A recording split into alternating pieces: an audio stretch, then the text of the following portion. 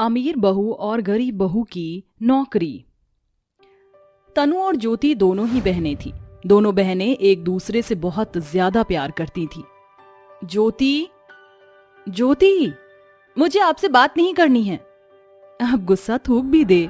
आपने मेरी रखी हुई चॉकलेट क्यों खाई? अच्छा बाबा, मैं नहीं जानती थी कि वो तेरी है।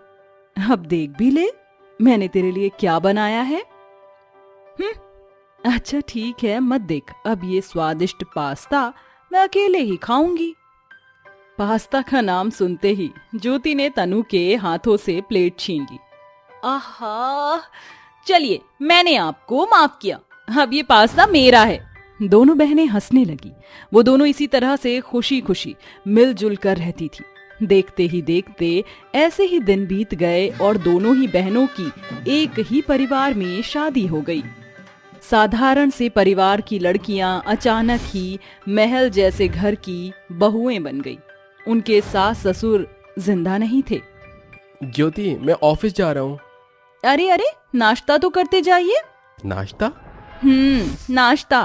क्यों इतना चौंक क्यों रहे हैं? नहीं, कुछ नहीं।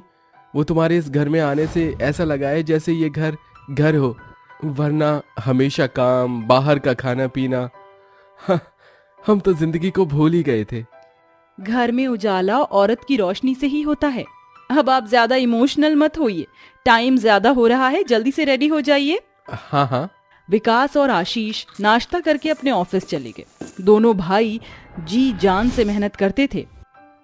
दीदी, आप बर्तन साफ कर देना, तब तक मैं सफाई कर देती हूँ। ठीक है, और फिर हम दोनों मिलकर खाना बना लेंगे। ऐसे ही दिन बीत रहे थे। दोनों बहनें आपस में शादी के बाद भी बड़े ही प्यार से रहती थी कि एक दिन ऑफिस में आशीष का दोस्त उसके पास आया। आओ वरुण, मेरे भाई, बड़े दिनों बाद आना हुआ। हाँ, समय नहीं मिल रहा था, लेकिन एक बहुत ही जरूरी बात बताने के लिए मैं किसी तरह समय निकाल कर आया। कौन सी बात? मेरे भाई, तेरी नाक के नीचे तेरा भाई इतने बड़े बड़े घपले कर रहा है और तुझे कोई होश ही नहीं है। घपले? आशीष का दोस्त वरुण चालाक था। वो आशीष के चलते हुए काम को तोड़ना चाहता था, इसीलिए उसने सबसे पहले दोनों भाइयों के बीच फूट पैदा की। देख आशीष, पिछले महीने की ट्रांजैक्शन है, इनमें तेरे अकाउंट में सिर्फ 7 लाख आए हैं और तेरा भाई अकेले ही 21 लाख का मालिक बन गया। वरुण ने चालबाजी से नकली कागज आशीष को दिखाए। सारे प्रूफ देखकर आशीष का सर चकरा गया। ये कैसे हो सकता है? और मेरी कंपनी के अकाउंट्स तुम्हारे पास कैसे आए? बस भगवान को इन्हें मुझ तक पहुंचाकर विकास की पोल खोलनी थी। मेरी मान, आशीष तो इस धोखेबाज को कंपनी से बाहर कर दे और एक नई डील मेरे साथ शुरू कर। सच में तुझे बहुत मुनाफा होगा। वरुण ने आशीष को भड़का दिया। आशीष अब पूरी तरह अपने भाई से नफरत करने लगा। भैया, आपको क्या हुआ है? धोखेबाज, निकल जा मेरे घर से। भगवान के लिए आशीष जी, हुआ क्या है? आपको सजा देनी है तो अपने भाई को दीजिए, लेकिन इस तरह से मेरी बहन को भी घर से मत निकालिए। तुम्हें बहन की पड़ी है, जरा ये देखो। आशीष ने वरुण के दिए डॉक्यूमेंट्स को तनु को दिया। इतना बड़ा धोखा? मैं इसे भाई समझता था, लेकिन ये सब झूठ है भैया, ये वरुण की साजिश है। दीदी, आप तो मेरे पति की बात पर यकीन करो। ज्योति, आज से ना मैं तेरी दीदी और ना तू मेरी बहन। अपने पति के साथ दफा हो, धोखेबाज।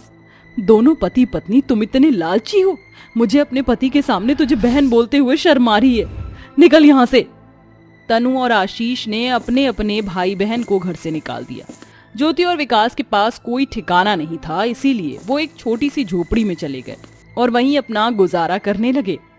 उन्हें घर छोड़कर आए लगभग 1 महीना होने को आया था। अपना घर खर्च चलाने के लिए विकास मजदूरी और ज्योति दूसरे लोगों के घर घर जाकर काम किया करती थी। विकास जी तो चले गए, मैं भी जल्दी से काम पर चली जाती हूँ। ज्योति एक बड़े घर में सफाई करने जाती थी। एक तरफ एक बहन ऐसी जिंदगी बिता रही थी तो वहीं दूसरी तरफ सीईओ साहब, हम क्या करें? आइए डायरेक्टर जी, आपका जो मन करे वो कीजिए। तो ठीक है, आज मेरा कंपनी के मालिक के साथ कैंडल लाइट डिनर करने का मन है। जो हो। तनु एकदम रानियों की तरह थी। एक तरफ एक अमीर बहन की नौकरी थी जिसमें जब मन करे काम और जब मन करे मस्ती, और एक तरफ थी गरीब की नौकरी जिसे अपने घर के कामों को निपटाकर दूसरे के घरों में भी काम के लिए जाना पड़ता था और बदले में सिर्फ लोगों के ताने ही मिलते थे। अरे ज्योति, हाथों में दम नहीं है क्या? यहाँ अच्छे से साफ कर। जी।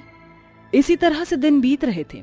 एक तरफ जहाँ काम कर करके ज्योति की हड्डियां निकल आई थी, वहीं दूसरी तरफ तनु प्रेग्नेंट हो चुकी थी। आशीष जी, अपनी मिसेस का अच्छे से ख्याल रखना और इनसे ज्यादा काम मत करवाना। बहुत जल्द आप बाप बनने वाले हैं। सच? अरे मैं बहुत खुश हूँ। सुना तुमने डायरेक्टर साहब? अब तुम्हें कोई भी काम करने की जरूरत नहीं है। अब तुम सिर्फ घर में रहकर आराम करना। हाँ? तनु अपनी प्रेगनेंसी में कुछ नहीं कर रही थी। सारे घर के काम भी ऐसे ही पड़े हुए थे, तो उसने एक काम वाली रखने को सोचा और इस बारे में अपनी सहेली मीरा से बात की, जो वरुण की पत्नी थी। Congratulations Tanu, I am really happy for you dear. Thanks. तुम्हें काम वाली चाहिए? मेरे घर एक काम वाली आती है, बेचारी बड़ी सीधी सी है, मैं उसे ही तुम्हारा एड्रेस दे दूंगी। बड़ी मेहरबानी होगी। अरे नहीं, ठीक है, तो वो कल से आ जाएगी। अगली सुबह ज्योति अपनी बहन के घर काम करने पहुंच गई। तो तुम क्या हुआ मालकिन? तनु अपनी बहन को ऐसी हालत में देख हैरान हो गई। तू यहाँ? मैं यहाँ काम करने आई हूँ, मुझे पैसे की जरूरत है और आपको काम वाली की। प्लीज मुझे रख लो मालकिन। अपनी बहन की कमजोरी और हालत को देख तनु की आंखें भर आईं, लेकिन नफरत उन दोनों के बीच आ रही थी। अभी तनु अपनी बहन को देख ही रही थी कि तभी उसके पास आशीष का फोन आया। हेलो। मुझसे बहुत बड़ी गलती हो गई तनु, बहुत बड़ी गलती। वरुण ने मेरे साथ धोखा किया। वो मेरी कंपनी को हड़पना चाहता था। उसने मेरे भाई के खिलाफ मुझे भड़काया और मैं उसकी इस चाल को समझ नहीं पाया। आशीष ने फोन पर ही तनु को सारी बातें बता दी। अपने पति की बातें सुन तनु को रोना आ गया और उसने फोन काट कर अपनी बहन को गले लगा लिया। मुझे माफ कर दे ज्योति, मैंने तेरी बात पर यकीन नहीं किया। दीदी, एक बाहर वाले ने झूठ की तलवार से दो भाई बहनों में कितनी दूरियां पैदा कर दी। हाँ, लेकिन अब ये दूरी नहीं रहेगी, मैं तुझे कहीं नहीं जाने दूंगी। तनु ने आशीष को घर बुलाया और वो विकास को भी अपने साथ लेकर पहुंचा। विकास और आशीष जी, मुझे माफ कर दो मेरे भाभी, मेरे भाई। वरुण ने मेरी कंपनी से पैसा हड़पने के लिए तुझे रास्ते से हटाया था। उसने मेरा पूरे 50 लाख का नुकसान किया है। वो तो अच्छा है कि मुझे पहले ही उसकी चाल पता चल गई, वरना वो मुझे दिवालिया कर देता और मैंने एक दुश्मन की बातों में आकर तुझ पर शक किया। अब तो आपको सच पता चल गया ना? हाँ, और अब हम आपको कहीं जाने नहीं देंगे। उस दिन फिर से बिखरा हुआ परिवार जुड़ गया। तनु और आशीष ने मीरा और वरुण से सारे रिश्ते खत्म कर दिए और दोनों भाइयों ने फिर से मिलजुल कर काम शुरू किया और सभी खुशी खुशी रहने लगे। रेखा अपनी 5 बेटियों के साथ रहती थी। उसका पति रामलाल उसे बहुत समय पहले ही छोड़कर जा चुका था। पति के जाने के बाद रेखा ने सिलाई के काम को जरिया बनाकर अपनी बच्चियों को पढ़ाया, लिखाया और खूब अच्छे से उनकी परवरिश की। अब 5 ही बेटियां जवान हो चुकी थीं। माँ, देखो ये वाली ड्रेस कितनी सुंदर लग रही है। देखा तो जरा। मैं इसे मंगा लूं? कितने की है? ज्यादा नहीं, बस 1000। हे भगवान, इस ड्रेस में ऐसा क्या है जो ये इतनी ज्यादा महंगी है? इसे तो मैं घर पर भी सिल दूंगी। जाइए, मुझे आपके हाथों से बनी ड्रेस नहीं पहननी है। मेरे सारे दोस्त मेरा मजाक बनाते हैं, कहते हैं कि तू अपनी माँ के हाथों से बने कपड़े पहनती है। मैं अब और ऐसे घर के सिले कपड़े नहीं पहनूंगी, और अगर आपको इस ड्रेस को नहीं मंगाना है तो साफ साफ बोल दीजिए, समझी? रावी इस तरह अपनी माँ को ही अलपल बकती हुई चली गई। हे भगवान, इस लड़की का गुस्सा। वैसे माँ, दीदी सही ही तो कह रही हैं, सभी महंगे और रेडीमेड कपड़े ही पहनते हैं और एक आप हो, चीथड़ों में से ही हमारा काम चलवा देती हो। रेखा अपनी बेटी की बात पर कुछ बोल नहीं पाई, लेकिन उसके मन को अंदर ही अंदर बहुत ठेस पहुंची थी। उसकी 5 ही बेटियों में एटीट्यूड भरा पड़ा था। हे भगवान, मैं क्या करूं? मेरी बच्चियों, जितना मुझसे हो सकता है मैं करती हूँ। मैं अकेले ही तुम्हारी सारी ख्वाहिशों को कैसे पूरा करूं? रहने दो माँ, ये ड्रामे और डायलॉग बाजी बंद करो, हमारा दिमाग दुख रहा है। ऐसे ही दिन बीत रहे थे। रेखा की बेटियां अपनी माँ की मेहनत को अपने घमंड के आगे नजरअंदाज कर देती थी।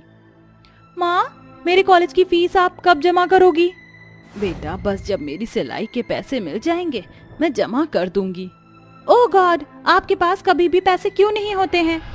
बेटा, घर की सारी कंडीशन तेरे सामने है, फिर भी तू मुझसे ये सवाल कर रही है। अरे अब बस करो अपनी ये इमोशनल ब्लैकमेलिंग, और हाँ, जल्द से जल्द मेरे कॉलेज की फीस जमा कर दो। वो पांचों अपनी माँ के काम में जरा भी मदद नहीं करती थी और मुंह भरकर अपनी माँ को खर्चे पर खर्चा करने को बोलती थी। ऐसे ही दिन बीत रहे थे और एक दिन पांचों ही बेटियां अपने कॉलेज से अपनी पसंद के लड़कों से शादी करके घर पहुंची। रेखा अपनी बच्चियों को शादी के जोड़े में देखकर हैरान हो गई। माँ, आज से हमने अपने जीवन साथियों को चुन लिया है और हम आपको छोड़कर अपने ससुराल जा रहे हैं, हमें अपना आशीर्वाद दो। बेटा, तुमने मुझसे बिना पूछे? आपसे पूछकर भी क्या होता, वैसे भी हमारी जिंदगी हमारी पसंद, हम किसी से भी शादी करें इससे आपको कोई फर्क नहीं पड़ना चाहिए। आपको आशीर्वाद देना हो तो दो, वरना हम तो जा रहे हैं। कैसी बात कर रही है, मैं भला तुम्हें आशीर्वाद क्यों नहीं दूंगी, सदा खुश रहो। रेखा बेचारी ने आधे अधूरे मन से अपनी बेटियों को आशीर्वाद देकर विदा कर दिया।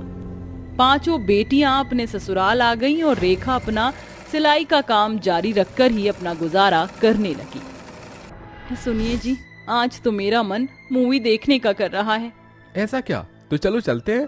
वैसे कौन सी मूवी देखोगी आप? ओहो, आप चलिए कोई भी बढ़िया सी मूवी दिखा दीजिए।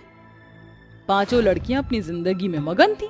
वो ऐसे ही मजे में जिंदगी गुजार रही थी। ऐसे ही चलते चलते 1 साल होने को आया था, लेकिन वक्त के साथ साथ उनके पति का भी उनकी तरफ से ध्यान हटने लगा था। चलिए ना, आज शॉपिंग करने चलते हैं। देखो रानी, मेरे पास ना ही इन सब के लिए पैसे हैं और ना ही समय। तुम हमेशा मुझसे यही बातें मत करती रहा करो।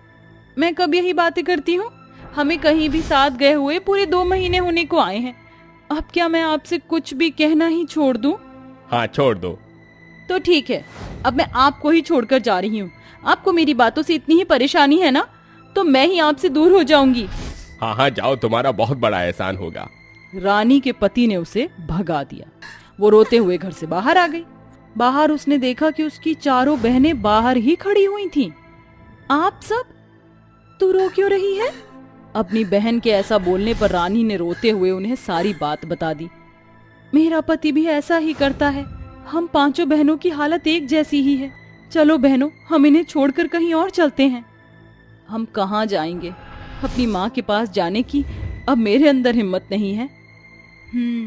हमने उनके साथ बहुत बुरा बर्ताव किया था, तो चलो हम कहीं किराए के घर में चलते हैं। पांचों बहनों ने यही किया। वो एक किराए के घर में जाकर रहने लगी और अपने गुजारे के लिए दूसरों के घरों में जाकर काम करना शुरू किया। वो पांचों खूब मेहनत करके अपना गुजारा कर रही थी। अब उन्हें अपनी माँ की अहमियत और मेहनत भी समझ आ रही थी। एक दिन रीमा काम करके घर लौट रही थी कि तभी उसे रास्ते में एक एडवर्टाइजमेंट पेपर पड़ा हुआ दिखाई दिया। ये क्या है? दीदी को दिखाती हूँ। रीमा ने वो पेपर अपनी बहनों को दिखाया। वो एक ड्रेस डिजाइनिंग कॉन्टेस्ट का पेपर था। लिखा है, जो भी सबसे अच्छी और यूनिक ड्रेस पहनेगा उसे मिलेगा 2 लाख रुपए का इनाम। पांचों बहनों ने उस कॉन्टेस्ट में हिस्सा लेने का फैसला किया, लेकिन उन्हें ड्रेस बनानी नहीं आती थी। इसीलिए वो अपनी माँ के घर गईं और दरवाजे पर दस्तक दी। कौन है? रेखा दरवाजा खोलते ही हैरान हो गई। अपनी माँ को देखते ही पांचों बेटियों की नजरें झुक गईं और वो पांचों ही रोने लगी। माँ, हम घर आ गए, अपनी रास्ता भटकी हुई बेटियों को माफ कर दो। उसकी बेटियां कुछ बोल नहीं पा रही थी।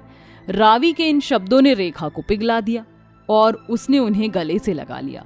मेरी बेटियों, मैं तुमसे नाराज नहीं हूँ, आओ अंदर आओ, तुम्हारी माँ हमेशा तुम्हारे साथ है। पांचों बेटियां अंदर चली गईं और अपनी माँ को अपने पतियों के बारे में सब कुछ बता दिया। इस घर में आज भी बहुत सुकून है। माँ, हम आपकी एक मदद चाहते हैं, क्या आप हमारे लिए कोई अच्छी सी ड्रेस डिजाइन करोगी? उन्होंने रेखा को सब कुछ बताया। रेखा उनकी बात से राजी हो गई। तुम बेफिक्र रहो, अगर भगवान ने चाहा तो ये कॉन्टेस्ट हम ही जीतेंगे। रेखा की बेटियों ने कॉन्टेस्ट में पार्टिसिपेट कर लिया। रेखा ने कॉन्टेस्ट के लिए सुंदर और सस्ती साड़ी तैयार की। उसने उस साड़ी को बिना पैसा लगाए सिर्फ फूलों से सजाया। उसमें गुलाब से लेकर सूरजमुखी हर फूल का डिजाइन था। वाह, ये तो चलता फिरता बगीचा है। माँ हमारी मॉडल रीमा होगी। बहनों ने रीमा को साड़ी पहना दी और वो उसे पहनकर रैंप पर चली।